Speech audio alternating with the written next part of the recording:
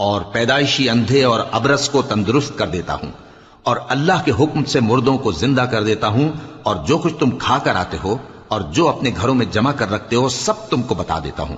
اگر تم صاحب ایمان ہو تو ان باتوں میں تمہارے لیے نشانی ہے، اور مجھ سے پہلے جو تورات نازل ہوئی تھی اس کی تصدیق بھی کرتا ہوں، اور میں اس لیے بھی آیا ہوں کہ بعض چیزیں جو تم پر حرام تھیں ان کو تمہارے لیے حلال کر دوں،